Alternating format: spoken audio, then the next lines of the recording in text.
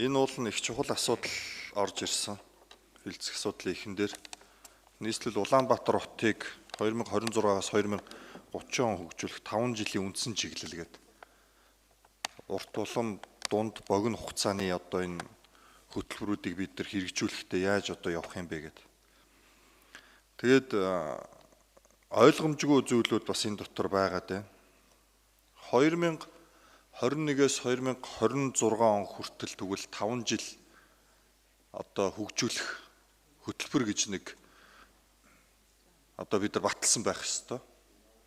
Тэгээ тэрний үр дүн хэрэгжилт хувь хэмжээ хэдэн хувьтай гэж бид нар ер нь дүгнэж байгаа юм.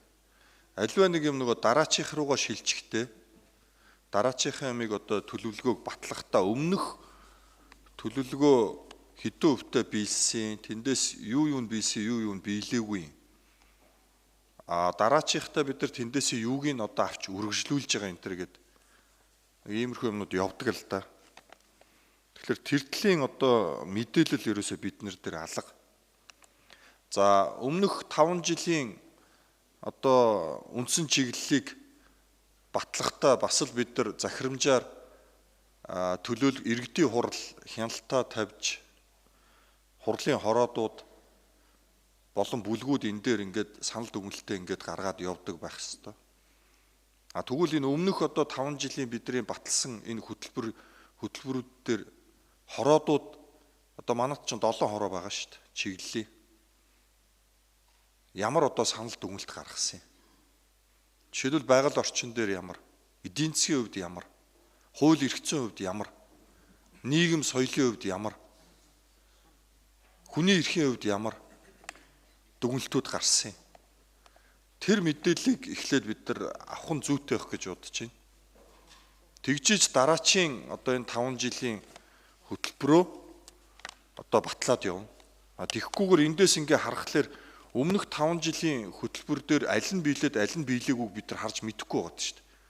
Нэг бол одоо цоо шинээр өнөөдөр байгуулагдсан нийслэлийн иргэдийн хурал, нийслэлийн засаг даргын хамгийн газар бид ийм цоо шин юм хөтөлбөрийг оруулж ирж батлах гэж байгаа юм уу?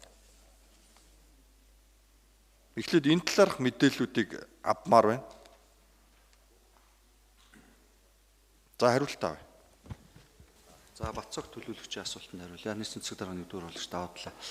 За 21-с 25 онд хөгжүүлэх 5 жилийн үндсэн чиглэлийн төлөвөнд 386 арга хэмжээ нийслэлийн засаг даргад Улаанбаатар хотын захирагчийн 2024-с 28 оны үйл ажиллагааны хөтөлбөрийг хэрэгжүүлэх 25 оны төлөвөнд тусгацсан 671 арга хэмжээний хэрэгжилт нь жилийн эцсийн байдлаар бол хяналт шинжилгээ хийж нийслэлийн эрдэнэ төлөөлөгчтэй хуралд танилцуулах, засгийн газрын хяналт хэрэгжүүлэх газарт хөрвүүлэхээр бол бэлтгэл ажлыг бол хийж байгаа. Хуулийнхаа хүрээнд эх жилийн 2 сарын дотор бол бүрэн одоо дүн шинжилгээ гаргаж бол танилцуулна. Бид нар бол энэ оны 8 сарын 30-ны байдлаар бол тайлан эмхтгэлтүүлийг бол нэгтгэж гаргасан. За 21-с 25 оны үйл ажиллагааны мөрийн хөтөлбөр ойролцоогоор бол 90% биелэлттэй 8 сарын 31-ээр бол байсан.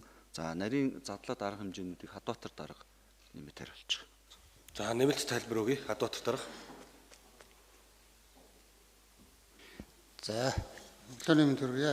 Бацог төлөөлөгчийн асуултанд хариулъя.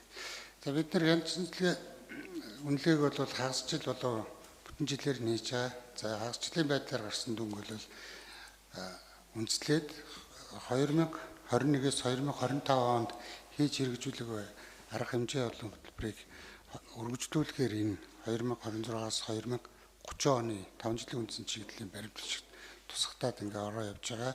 За Монгол Улсын хөгжүүлэх 5 жилийн үндсэн чиглэлийг удирдлага болгоод бид нар энэ 26 нийслэлийн 5 жилийн үндсэн чиглэлийг боловсруулалтын төслийг та бүхэн танилцуулж байна. Тэгээд хяналт шинжилгээ үнэлгээ хийх хуваарийнхаа цаглбарынхаа дагуу 2 сарын 1-ний дотор хийж иргэдийн төлөөлөгчтэй хуралд бид нар танилцуулахаар байгаа 5 жилийн үндсэн чиглэлийг за урьдчилсан байдлаар мэдээлэл өгөх юм байна.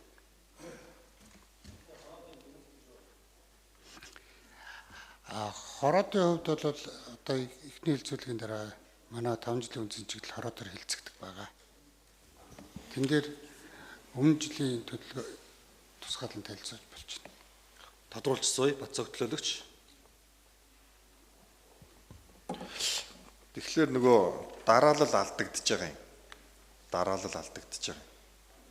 Юу вэ гэхлээр бид нар өмнөх 5 жилийнхаа одоо хөтөлбөрийг бид нар дүгнээд үгээ хэлээд тэ сайн мууг нь ялгаад цаашид үргэлжлүүлэх нь аль юм бэ гэдгээ хараад ингээд дараачийн хөтөлбөр рүү орох хэрэгтэй байхгүй.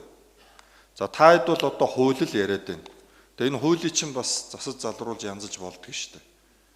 Одоо бид нар эх 5 жил буюу 2026-аас 2030 оны 5 жилийн хөтөлбөрийг өнөөдөр ингээд батлах гад төсөл нь орж ирж байна.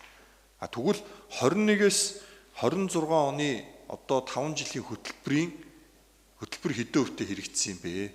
Ингээ бид нар дүгнэх ёстой шүү дээ. А гэтэл энэ дүгнэлтийг бид нар 2 сард хийнэ гэдэг юм.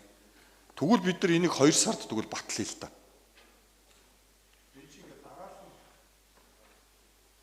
Хий харуулах. Хадуутар дарах. Тантай санал нэг байгаа даа. Хороотой орол дээр урьдчилан байдлаар хэрэгжилтийг нь гараад танилцуулъя.